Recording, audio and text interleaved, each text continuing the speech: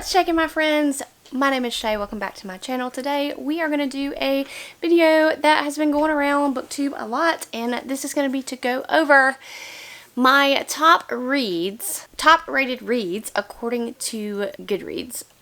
So let's just jump right into it. I'm not sure we're just going to do 10, but a couple of caveats here. I will not be including Harry Potter. We all know that that's probably going to come up on the list. We just don't care. I'm not going to do that. And if I have multiple books in a series, I will quickly name them, but I won't count them as part of this video. So the number one rated book that I have read according to Goodreads is going to be Know My Name by Michelle Miller, and I think that this has a 4.72 average rating, and totally agree with this.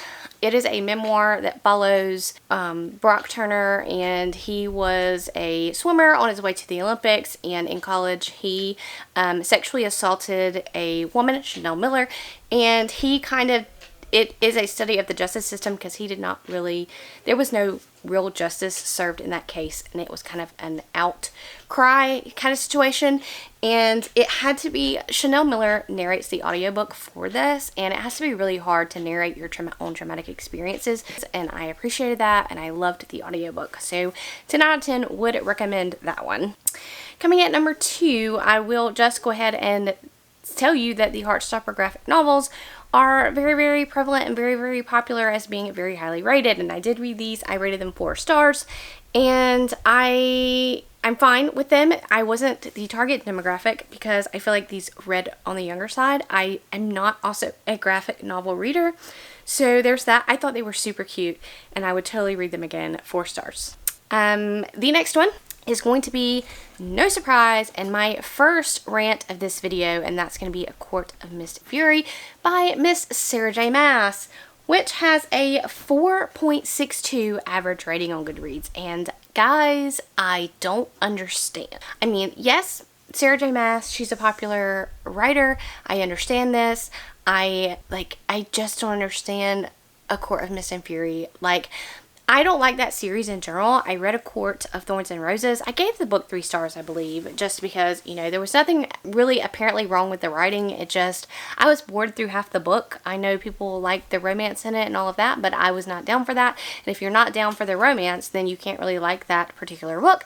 And I didn't even like A Quart of Thorns and Roses. And then once I read A Quart of Mist and Fury, and I didn't really care for that one either, I just decided to DNF the series. I won't be going back. So the next one is going to be Kingdom of Ash by Sarah J. Maas, which has a 4.61 rating, and I'm kind of shocked by this one. If there was any book rated highly of the Throne of Glass series, I would have thought it would not have been a Kingdom of Ash, but I understand that it is the last book in the series, and so it probably has the least number of ratings, so therefore it makes it higher. I'm not quite sure, but I keep hearing people saying they just hate Kingdom of Ash, but I honestly think it is a good book. I really enjoyed how she wrapped that up. I do enjoy also Sarah J. Maas. You get mad props to, hey, we've just gone through this whole series and we're just going to wrap this little battle up in 4 or 5 pages like a lot of fantasy books do. I mean, here we are. We have gone through this whole series of books, and then here at the end, here's this battle we've been building up to, and it's 4 or 5 pages, and that's bull.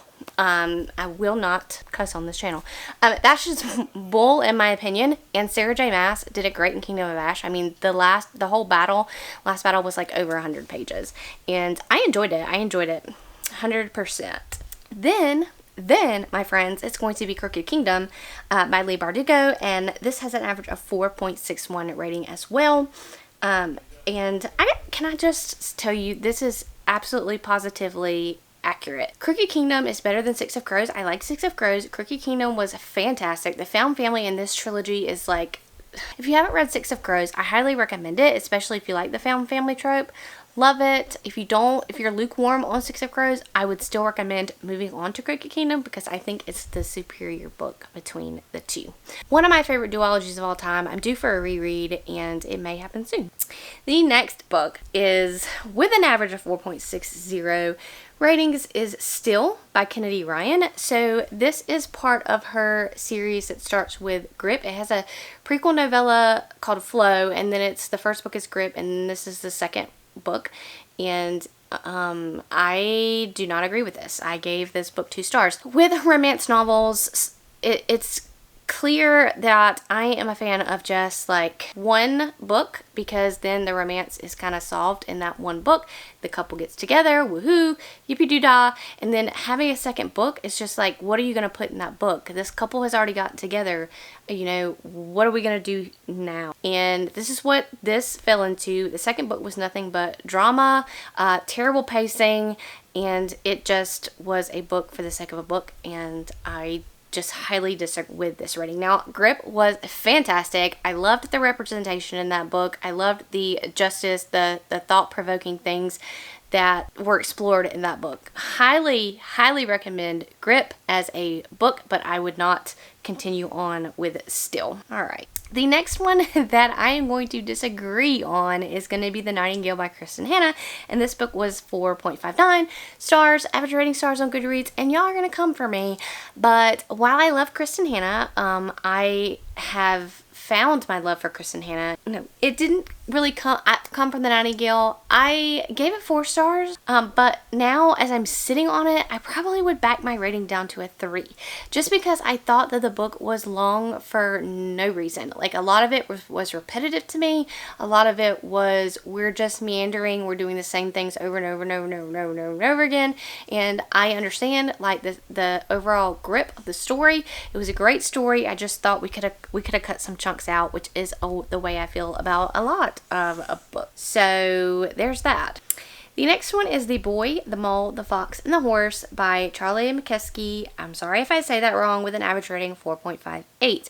I absolutely love this book. I do want a copy. I'm not quite sure where it is at the very moment. I think it's all the way on the top shelf. My mother-in-law gave me this book for Christmas, and it is a picture book meant for small children, but I'm gonna say it's good for all ages, and there's so many good quotes, mental health wise, just life wise. This is such a great book with a lot of lessons, and I would recommend it highly to anybody that was looking for that kind of thing.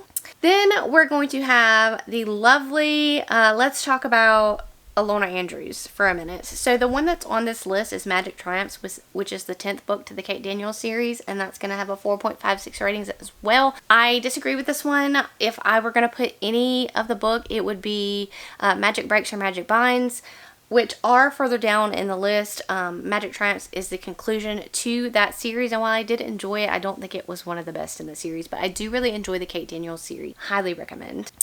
Then we're going to have Reminders of Him by Colleen Hoover, which has an average rating of 4.53, and I gave it 3 stars. Let me tell you something about Colleen Hoover. Me and Colleen Hoover, sometimes we get along really well, and sometimes we don't. And this was just kind of so middle of the road. So this story kind of follows this girl who has gone to prison. We don't really know why she's in prison, but she's getting out of prison, and she has a 3-year-old daughter, and she's trying to get custody back of her daughter.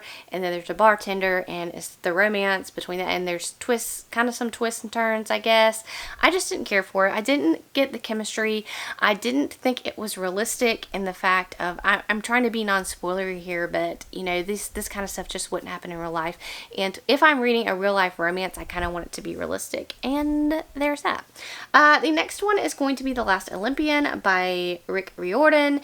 And I love this series. I love Percy Jackson. It's one of my favorite series of all time. It's also sitting up there on the top of my shelves. I am also doing for a reread of this series, which will happen before the adaptation comes out, but I'm telling you, highly recommend. I can't wait for my daughter to read these books, and would continue on with that. So we'll do a few more.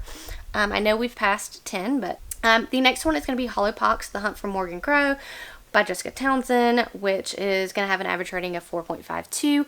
I am not a Nevermore, like, part of that fandom. Like, there are people that truly sing its praises, and I find it just okay. I think there are a lot better books out there that are on the same wavelength as Nevermore or surpass Nevermore for me to have been so excited, like, hey, I love Nevermore. Also, it's just not my age demographic, but I can appreciate it for what it was. And there's a continuation coming out next year, and I will be reading that. The next one is going to be The Empire of Gold by S.A. Chakraborty. This is 100% accurate. It has a rating of 4.51 stars on Goodreads. I gave it 5 stars. One of my favorite trilogies of all time. One that I definitely agree with. And the next one is going to be, and the last one that I will do, is going to be The Hero of Ages by Brandon Sanderson, and this has a rating of 4.5.